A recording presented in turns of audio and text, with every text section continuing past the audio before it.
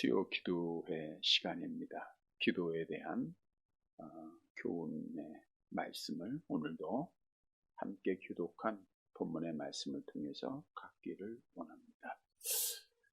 우리가 기도를 여러 가지로 비유를 하죠. 그 가운데서도 가장 많이 비유하는 것이 기도는 영혼의 호흡이다.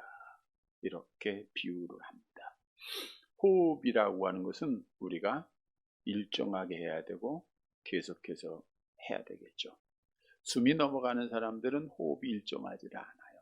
숨이 쉬다가 또 한참 안 쉬다가, 물론 무호흡 중에 잠자는 분들도 있지만 정상적이면 정상적인 호흡을 해야 합니다. 그래야 살아있는 거예요. 마찬가지로 우리가 육체와 영혼으로 구성되어 있는데 우리의 영혼이 살아있다라는 것은 정상적인 호흡을 해야 되겠죠. 그래서 성경도 우리에게 어떻게 기도하라 그랬어요? 쉬지 말고 기도하라. 쉬지 말고 기도하라는 것은 정상적으로 호흡해라 그 뜻이에요. 날마다 하나님 앞에 시간을 정하고 정상적으로 매일매일 호흡하는 것이 영적으로 건강한 자다. 우리가 한꺼번에 육신의 양식을 일주일치를 한 번에 먹을 수도 없는 거고, 하루치는 어떻든 가능하다 하더라도 이틀치 양식을 한 번에 먹고 한 끼에 먹고 이틀 동안 금식하고 이런 건 없잖아요. 우리가 정상적으로 건강한 사람들은 정상적인 시간에 정상적인 음식을 섭취하듯, 영적으로도 건강한 사람은 쉬지 말고 정상적인 시간에 계속해서 하나님 앞에 기도하는 자들이라고 하는 사실입니다. 또한 기도는 하나님과 대화하는 것이다 라고 성경은 증언하고 있는데, 우리 시편 99편 6절과 7절 말씀 같이 봅니다. 그들이 여호와께 간구하매 응답하셨도다. 여호와께서 구름 기둥 가운데서 그들에게 말씀하시니. 여호와께 말씀한다, 대화한다. 그것이 기도입니다. 오늘도 기도를 너무 어렵게 생각하는 분들이 있는데, 기도는 그냥 친한 사람 만나서 대화하듯 하나님 앞에 대화하는 거예요. 물론 어렵게 느끼는 자들은 하나님과 영적 1:1의 만남의 교제가 부족하다고 하는 증거가 되겠죠. 하나님을 만난 자들은, 하나님과 가까운 자들은 대화하는 게 어렵지 않습니다. 그게 기도입니다. 하나님과 가까이 함이 내게 복이다 라고 말씀하셨듯 날마다 하나님을 가까이 찾는 자 되어야 되겠죠. 그리고 또 성경은 기도를 성도의 향기로 비유하고 있는데, 우리 계시록 8장 4절입니다. 함께 봅니다. 향연이 성도의 기도와 함께 천사의 손으로부터 하나님 앞으로 올라가는지라. 향연이 성도의 기도와 함께. 우리가 제사를 드릴 때 번제물을 드린다. 그럼 그 제물을 태우면 뭐가 나요? 연기가 나요. 그 연기가 어디로 올라가요?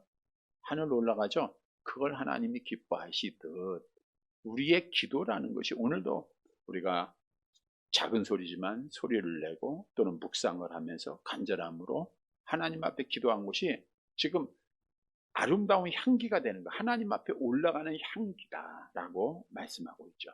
하나님이 기뻐하신다는 거예요. 하나님이 좋아하신다는 겁니다. 따라서 우리는 기독교의 신앙을 가진 자들은 지난주에도 언급해 드린 대로 반드시 기도로 깨어 있는 자들이 되어야 됩니다. 기도하는 자가 돼야 돼요. 그런데 오늘날 이렇게 기도가 필요하고 반드시 해야 함에도 불구하고 기도하는 사람들이 적어지고 있고 기도하는 시간도 적어지고 있다는 것이 우리의 현실의 모습이죠. 시간이 참 빠르게 지나갑니다. 나이가 먹어갈수록 60대가 되면 60km로 달리고 70대는 70km 달린다 하던데, 어떻든 하루 눈 뜨고 잠자리에 들 때까지 어떻게 지냈는지 모르게 순식간에 지나가는 게 오늘날의 현실입니다. 그런데 우리 믿는 성도들은 해야 할 일과 하지 말아야 할 일, 또 어떤 일이 더 중요한가 분명히 구분을 해야 됩니다. 물론 먹는 거, 마시는 거, 입는 거, 즐기는 거 중요하죠. 근데 성경은 너희는 먼저 그의 나라와 그의 의를 구했다라고 말씀하고 있죠. 성경을 읽는 것이 먼저 해야 할 일이에요. 근데 나중에 모든 거 다 하고 하려고 하면 성경 읽을 시간이 없습니다. 그러니까 성경을 읽은 사람들은 아예 다른 것 안 보고, 뭐 TV도 안 보고, 또 유튜브도 안 보고, 핸드폰도 안 보고 성경부터 보는 거예요. 그러니까 성경을 읽을 수가 있는. 기도도 마찬가지입니다. 우리가 가장 먼저 다 하고 나서 기도하려고 하면 안 돼요. 가장 먼저 기도부터 시작을 해야 된다는 거죠. 그래서 늘 기도하는 시간을 우리가 늘 가까이 해야 됩니다. 우리 주님께서도 내 집은 만민이 기도하는 집이다. 하나님의 성전뿐 아니라 우리 교회당뿐 아니라 우리도 하나님의 성전으로 기도하는 집이 되어야 됩니다. 오늘 본문의 말씀은 잘 아시는 대로 예수님께서 마지막 잡히시던 밤에 겟세마네 동산에서 기도하셨던 기도의 모습이죠. 우리 기독교인의 성도의 삶이란 예수님을 따라가는 거예요. 그러니까 예수님이 내가 너에게 본이 됐다라고 말씀했듯 예수님의 기도의 모습을 본받으면 그것이 바로 응답받는 기도입니다. 자, 우리 예수님은 잡히시기 전 겟세마네 동산에서 기도를 드리셨는데 우리 36절 말씀 한번 같이 보도록 할게요. 본문 36절 같이 봅니다. 이에 예수께서 제자들과 함께 겟세마네라 하는 곳에 이르러 제자들에게 이르시되 내가 저기 가서 기도할 동안에 너희는 여기 앉아 있으라 하시고 이제 성만찬을 제정하시고 6월절 만찬을 제자들과 함께 나눈 거죠. 12제자와 함께 6월절 만찬을 나누시고 아시는 대로 예수님이 6월절 만찬을 원래 금요일 저녁에 하셔야 되는데 목요일 저녁에 하셨다는 거예요.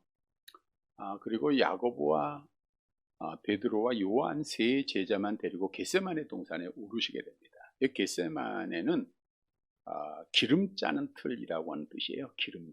거기에는 감람산이죠. 그게. 그러니까 감람산은 감람나무의 열매가 많아요. 그러니까 감람나무의 열매로 기름을 짜다 보니까 기름 짜는 틀, 이게 겟세마네라는 뜻입니다. 예루살렘 동쪽에서 약 1.2km, 먼 길은 아닙니다. 한 2.2km 떨어져 있는 서쪽에 있는 동산이죠. 그 동산에 예수님이 제자들과 함께 이르러서 이제 마지막 기도를 드리게 됩니다. 자, 우리도 항상 기독교인의 삶은 마지막이에요. 오늘이 마지막이다. 그리고 최선을 다하는 거예요. 또 내일이 되면 내일이 오늘이 마지막이 돼야 돼요. 우리가 자꾸만 미루거나 또 우리가 잊고 살아서는 안 됩니다. 성경도 항상 너희가 마지막을 준비하는 자가 되라 라고 말했듯 언제 우리가 어떻게 하나님 앞에 부름 받아야 될지 알지 못하기 때문입니다. 안타까운 뉴스인데 새벽기도 갔다 오시던 분들이 세 분이 교통사고로 사망을 했다는 소식이 있는데 새벽기도 갔다 왔으면 하나님이 살려줘야지. 어떻게 그 신호 지키지 않는 차에 치여서 죽게 하셨는가? 그건 우리 생각이고요. 하나님의 뜻이 있었겠죠. 어떻든 언제 어떻게 그 사람이 새벽기도들을 마치고 세 분이 횡단보도를 건너면서 야 우리 죽을 거야 이렇게 생각하지는 않았거든요.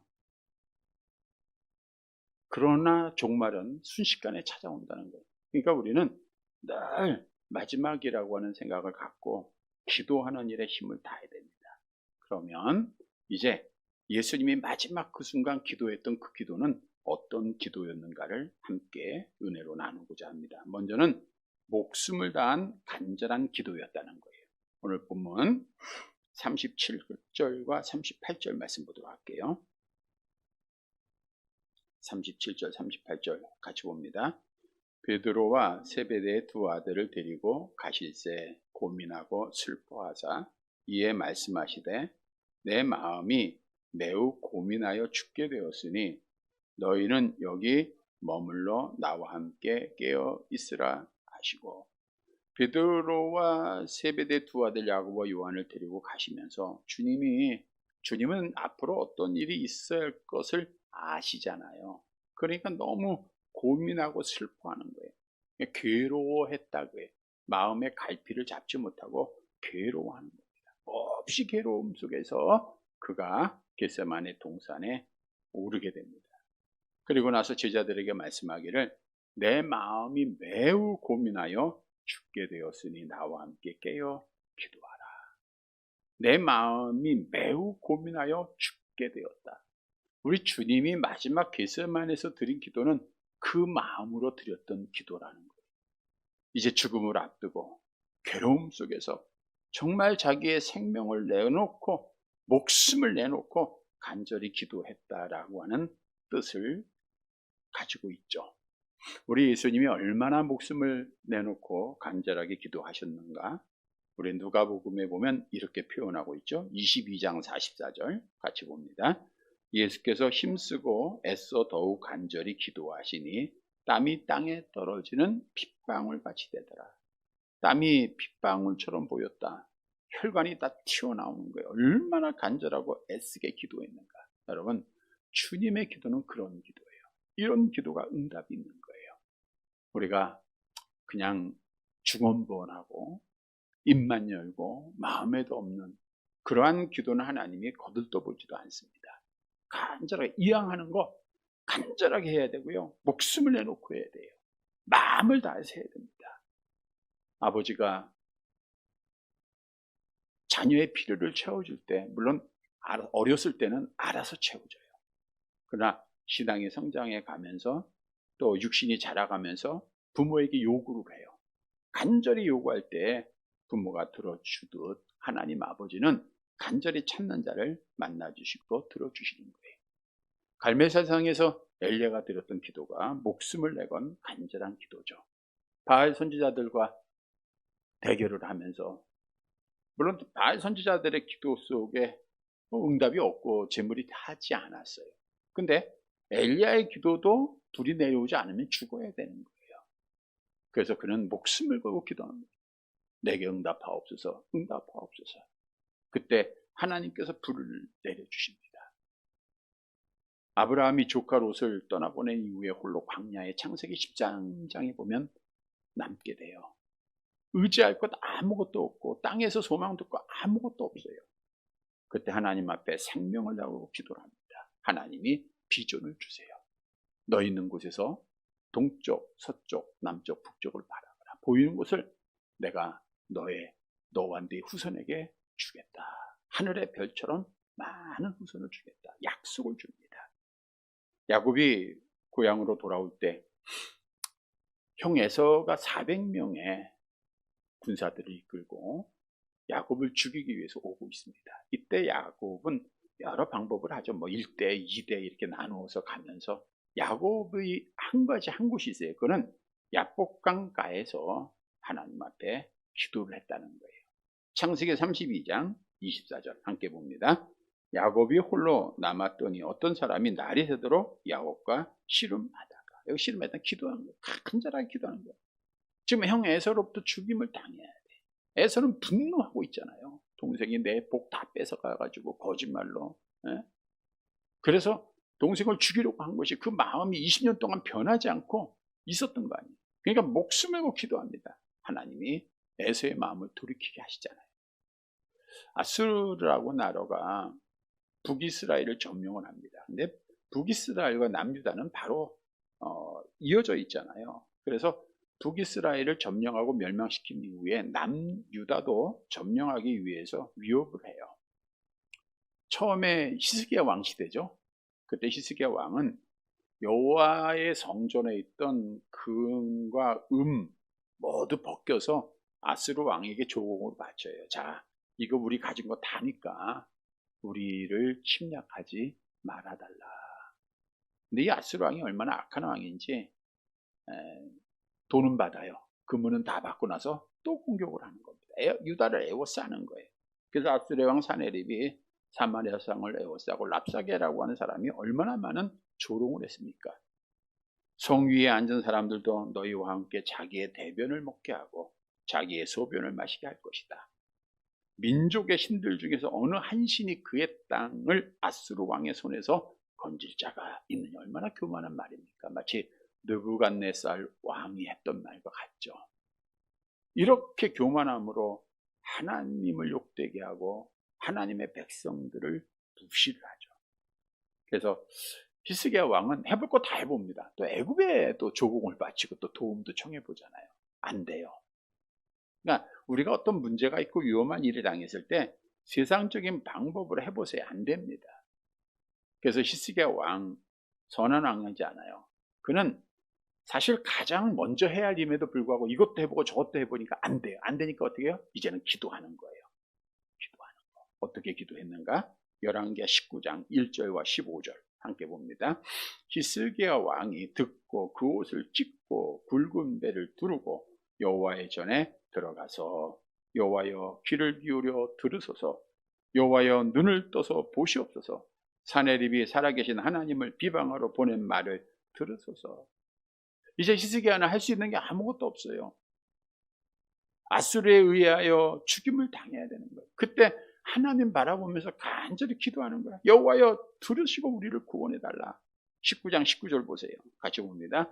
우리 하나님 여호와여 원하건대 이제 우리를 그의 손에서 구원하옵소서. 그리하시면 천하만국의 주 여호와가 홀로 하나님이신 줄 알리이다. 하나님의 이름을 높이는 목적 속에 그가 기도합니다. 여호와여 우리를 구원해 주옵소서. 목숨을 내건 간절한 기도예요. 이렇게 생명을 내건 기도, 하나님이 응답을 하시는데 어떻게 응답하셨는가? 열왕기하 19장 35절 함께 봅니다. 이 밤에 여호와의 사자가 나와서 아수르 진영에서 군사 18만 5천 명을 핀니라. 아침에 일찍 일어나 보니 다 송장이 되었더라. 하나님이 역사하시니까 하나님의 사자가 18만 5천 명을 다 죽이는 거예요. 물론 아수르 왕 사내림도 비참하게 죽임을 당했죠. 이렇게 울부짖고 간절하게 기도할 때 하나님이 응답하고, 성경에는 수없는 예가 많지 않습니까? 그래서 말씀을 통해서 우리에게 약속을 하고 있죠. 시편 86편 7절 같이 봅니다. 나의 환난 날에 내가 주께 부르짖으니 주께서 내가 응답하시리라. 부르짖더니 응답했다. 또 에레미야 29장 12절 13절 같이 봅니다. 너희가 내게 부르짖으며 내게 와서 기도하면 내가 너희들의 기도를 들을 것이요 너희가 온 마음으로 나를 구하면 나를 찾을 것이요 나를 만나리라. 귀한 약속의 말씀을 그대로 믿으시면 돼요. 부르짖으면 내가 그 기도를 듣고 온 마음으로 나를 구하면 나를 찾게 될 것이고 만나게 될 것이다. 오늘 예수님의 마지막 겟세마네 기도가 그런 기도입니다. 성도 여러분, 우리가 앞으로 주님 오실 때까지 내가 하나님 앞에 부름받을 기도해야 돼요. 순간순간 기도해야 되고요. 식사 기도뿐 아니라 잠자리 들기 전에 기도해야 되고요. 항상 기도로 깨어 있어야 되는데 그냥 하는 기도가 아니라 오늘 말씀을 기억하고 마음을 다한, 잠시라도 정성을 다한, 생명을 내건 그러한 기도, 이러한 기도에 응답이 있다라고 하는 사실을 깨닫고 형식, 외식 다 버리고 진실하고 정말 마음을 다한, 생명을 내건 간절한 기도로 응답받는 사랑하는 성도들이 되시기를 간절히 바랍니다. 두 번째로 예수님의 기도는 하나님의 뜻에 순종하는 기도입니다. 그러니까 내 뜻대로 해달라, 이게 아니라 하나님의 뜻에 순종하는 기도였다는 거예요. 우리 본문 39절 말씀 볼게요.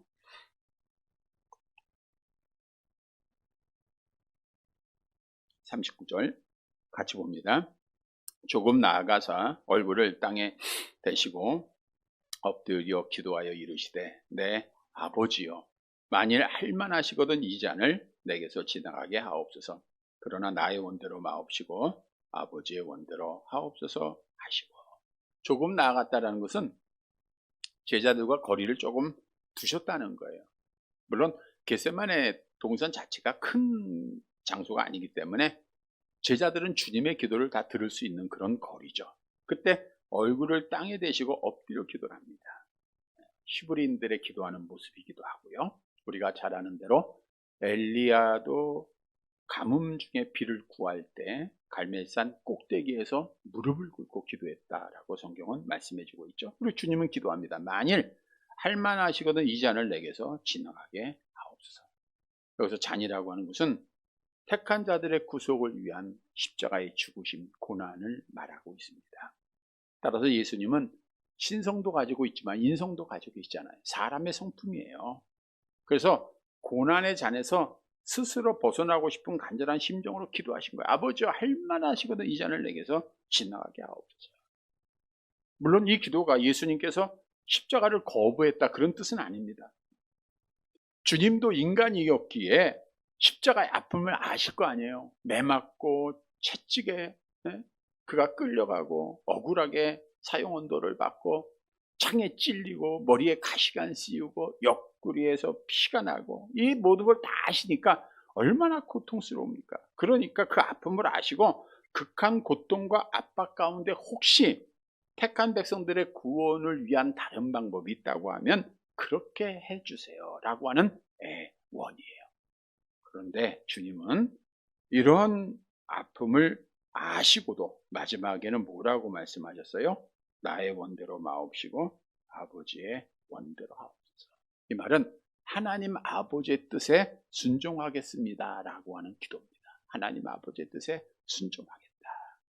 물론 예수님은 생명을 내걸고 간절하게 이렇게 기도하고 있었지만 제자들은 어떤 모습이었죠? 본문 40절 말씀 봅니다. 같이 봅니다. 제자들에게 오사 그 자는 것을 보시고 베드로에게 말씀하시되 너희가 나와 함께 1시간도 이렇게 깨어 있을 수 없더냐. 여기서 잠을 잤다는 것은 육체적 잠뿐 아니라 영적인 잠도 포함하고 있는 거예요. 그러니까 육신과 영혼이 항상 같이 간다 그러죠. 그러니까 육신이 피곤하면요 하나님 앞에 기도나 예배를 정성껏 드릴 수가 없습니다. 그래서 주님께서 말씀하시죠. 깨어 기도하라. 깨어 기도하라. 나와 함께 1시간도 이렇게 깨어 있을 수 없더냐. 41절 본문 봅니다. 시험에 들지 않게 깨어 기도하라. 마음에는 온유로되 육신이 약하도다 하시고 시험에 들지 않게 깨어 정신 차리고 있으라는 거죠. 정신 차리고. 마음이 온유되 육신이 약하도다 말씀드린 대로 우리가 하나님 앞에 기도하려면 준비해야 돼요. 피곤한 상태에서 힘듭니다. 세상 거 다 하고 나서 지친 마음으로 하나님 앞에 간절하게 기도할 수가 없어요. 우리는 제자들이 밤을 샜어요. 피곤한 건 마찬가지입니다. 예수님도 잠샜죠. 그리고 올라가서 하니 얼마나 피곤했겠습니까? 그래서 예수님의 말씀을 우리가 듣고 그럼에도 우리는 시험에 들지 않도록 늘 깨어 기도해야 됩니다. 우리 데살로니가전서 5장 6절 함께 봅니다. 그러므로 우리는 다른 이들과 같이 자지 말고 오직 깨어 정신을 차릴지라. 그래서 정신을 차리고 우리가 다른 사람들과 자지 말고 깨어 기도하는 자가 되라. 왜냐하면 깨어 기도하는 자가 마지막 날에 복 받을 자임을 성경은 약속하고 있기 때문이죠. 계시록 16장 15절 함께 봅니다. 보라 내가 도둑같이 오리니 누구든지 깨어 자기 옷을 지켜 벌거벗고 다니지 아니하며 자기의 부끄러움을 보이지 아니하는 자는 복이 있도다. 영적으로 깨어 기도하는 자들은 마지막 날 복을 받는 거예요. 자, 주님은 인성적인 측면에서 이 잔을 내게서 지나가게 할 것 기도하셨지만 신성에서 그는 하나님 아버지의 뜻에 순종할 것을 기도하신 거예요. 이 아버지의 뜻은 언급해 드린 대로 십자가의 사건입니다.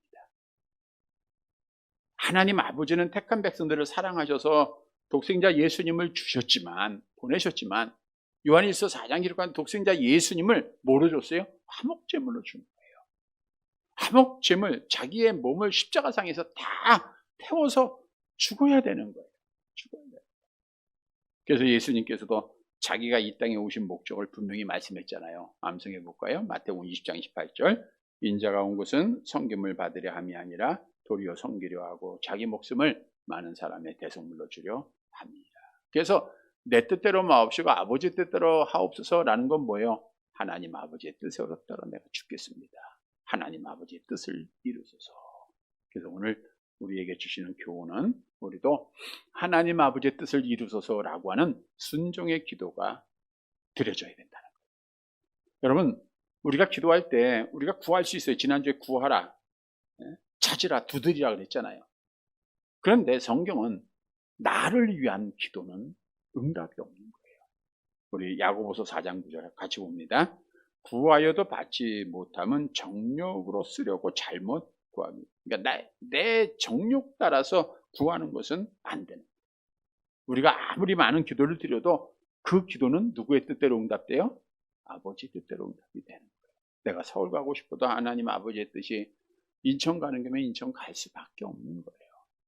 내 뜻은 여러 가지 있을 수 있어요. 근데 기도할 때 우리가 항상 하잖아요. 나의 원대로 마옵시고 아버지의 원대로 하옵소서. 그러면 우리가 기도를 해도 내 뜻대로 안 돼도 실망과 좌절이 없어요. 우리 예수님이 아버지 이 잔을 내게서 지나가게 하옵소서로만 기도했다고 하면 하나님 아버지에 대한 원망도 있죠. 어떻게 내가 하나님을 위해서 얼마나 헌신했는데. 근데 나의 원대로 마옵시고 아버지의 원대로 하옵소서라고 기도하니까 십자가를 당당하게 질 수 있었잖아요. 그래서 우리는 항상 나의 원대로 마옵시고 아버지의 원대로 하옵소서라고 기도하라 그랬죠. 왜? 아버지의 뜻대로 이루어지기 때문입니다. 성도 여러분, 예수님의 기도는 내 뜻을 이루는 기도가 아니에요. 내 소원을 이루는 기도가 아닙니다. 내 마음의 정욕을 따라서 하는 기도가 아니라 오직 하나님 아버지의 뜻에 순종하는 기도예요. 하나님 뜻대로 하옵소서. 우리도 순종의 기도를 드려서 하나님 앞에 응답받는 사랑하는 자들이 되시기를 간절히 바랍니다. 세 번째로 주님의 기도는 믿음의 기도입니다. 본문 43절 말씀 볼게요. 43절.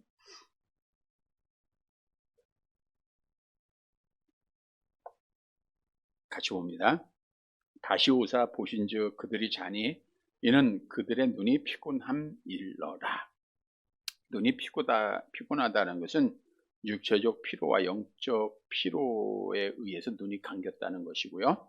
주님께서는 세 번째 기도를 다 마치시고 때가 가까이 왔음을 말씀을 합니다. 44절 45절 계속 봅니다. 또 그들을 두시고 나아가 세 번째 같은 말씀으로 기도하신 후 이에 제자들에게 오사 이르시되 이제는 자고 쉬라. 보라 때가 가까이 왔으니 인자가 죄인의 손에 팔리리라. 여기서 때라고 하는 것은 하나님이 정하신 때입니다. 우리가 요한복음에도 말씀을 드렸듯 종교 지도자들이 예수님을 잡으려고 하였지만 잡지 못한 것은 뭐가 안 돼서요? 때가 안 돼서. 근데 이제는 때가 됐어요. 때가 됐을 때는 주님이 이제 그걸 아십니다. 그래서 때가 가까웠으니 인자가 죄인의 손에 팔리라. 이제 죄인의 손에 넘겨져서 끔찍한 고난을 당하게 될 것을 말씀을 하셨어요. 그리고 나서 자, 내가 이제 십자가의 고난을 당해야 돼. 끔찍한 고난 당해야 돼요. 사람들 같으면 피하고 싶죠. 도망가고 싶죠. 근데 주님은 어떻게 하셨죠? 46절 마지막 같이 봅니다. 일어나라 함께 가자. 보라 나를 파는 자가 가까이 왔느니라. 일어나라 함께 가자. 보라 나를 파는 자가 가까이 왔느니라. 그는 십자가를 지기 위해서 당당하게 나아갔다는 거예요. 하나님 아버지의 뜻을 이루기 위해서 이루어 주옵소서 기도했으니까 뭐가 생겨요? 믿음이 생기잖아요. 하나님 아버지의 뜻을 이루어서 믿음이 생기니까 당당해진 거예요. 원수들 앞에 두려워하지 않았어요. 피하지 않았어요. 그리고 나서 십자가를 당당하게 지은 거예요. 다시 말하면 예수님의 기도는 믿음의 기도였다는 거예요. 믿음의 기도. 그래서 우리도 믿음의 기도를 드려야 돼요. 성경도 의심하는 기도는 응답이 없다. 많은 말씀 가운데 제일 유명한 말씀이죠. 야고보서 1장 6절 같이 봅니다. 오직 믿음으로 구하고 조금도 의심하지 말라. 의심하는 자는 마치 바람에 밀려 요동하는 바다 물결 같으니. 믿음 안에서 기도하라. 주를 믿는 믿음 안에서 기도하라는 거예요. 여러분 우리의 기도의 대상은 하나님 아버지십니다. 어떤 분이에요? 성경에서 기록된 하나님 아버지 모든 능력 다 가지잖아요. 사람으로는 할 수 없을 때 하나님은 모든 것을 하실 수 있다고 그러잖아요. 우리의 마음의 문제뿐 아니라 우리의 육체의 모든 질병뿐 아니라 우리가 가지고 있는 형편의 모든 문제들, 우리의 자녀의 모든 문제들 하나님 아버지는 반드시 치료하고 고치시고 회복시켜 주시고 복 주실 분임을 성경을 통해서 우리에게 수없이 증거하고 있는 거예요. 우리가 그걸 믿고 기도하는 거예요. 그러니까 기도하는 거죠. 이방은 신들은 귀가 있어도 듣지 못하다. 우리 하나님 아버지는 지금도 귀를 열고 오늘도 우리의 기도 소리에 응답하시는 분이라고 하는 사실입니다. 성경도 믿음으로 기도할 때는요 놀라운 일들이 많이 일어나요. 그 중에서도 초자연적인 사건이 있었죠. 열왕기하 20장 11절 함께 봅니다. 선지자 이사야가 여호와께 간구하며 아하스의 해 시계 위에 나아갔던 해 그림자를 10도 뒤로 물러가게 하셨더라. 이건 불가능한 일이에요. 근데 하나님은 가능하시잖아요. 우리 예수님께서 제자들과 이제 마지막 그 주간이죠. 무화과나무 저주하실 때, 예, 무화과나무를 저주하잖아요. 그때 이제 그 나무가 저주받고 마른 것을 보고 제자들에게 주님이 그런 말씀하잖아요. 우리 마태복음 21장 21절 22절 같이 봅니다. 예수께서 대답하여 이르시되 내가 진실로 너희에게 이르노니 만일 너희가 믿음이 있고 의심하지 아니하면 이 무화과 나무에게 된 이런 일만 할 뿐 아니라 이 산더러 들려 바다에 던져지라 하여도 될 것이요 너희가 기도할 때 무엇이든지 믿고 구하는 것은 다 받으리라 하시니라. 이게 성경의 약속이에요. 할 수 있거든이 무슨 말이냐? 믿는 자에게는 능력이 하지 못할 일이 없느니라. 그래서 성경도 우리에게 약속하고 있죠. 마가복음 11장 24절 같이 봅니다. 그러므로 내가 너희에게 말하노니 무엇이든지 기도하고 구하는 것은 받은 줄로 믿으라. 그리하면 너희에게 그대로 되리라. 그래서 응답되는 기도에는 확신이 생겨요. 여러분들이 알아요. 기도하고 나서 확신이, 믿음이 있는 기도가 있고 의심이 생기는 기도가 있고요. 근데 그 기도에 믿음의 기도가 드려야 돼요. 그거는 응답이 있는 거예요. 그래서 우리는 하나님 앞에 믿음으로 간절하게 기도해서 응답받는 자들이 되시기를 바랍니다. 말씀을 정리해 드립니다. 여러분, 오늘날 우리가 기도할 때입니다. 기도가 점점 없어지는데 회복해야 될 때죠. 회복해야 됩니다. 기도를 하되 응답받는 기도를 드려야 되는데 오늘 본문은 예수님께서 마지막 겟세마네 동산에서 들으셨던 응답이 있었던 그 기도가 어떤 기도였는가를 우리에게 교훈해 주고 있습니다. 그의 기도는 생명을 내건 기도입니다. 간절한 기도죠. 마음을 다한 기도죠. 또한 아버지의 뜻에 순종하는 기도예요. 그리고 믿음의 기도입니다. 이러한 기도에는 반드시 응답이 있다라고 성경은 약속하고 있어요.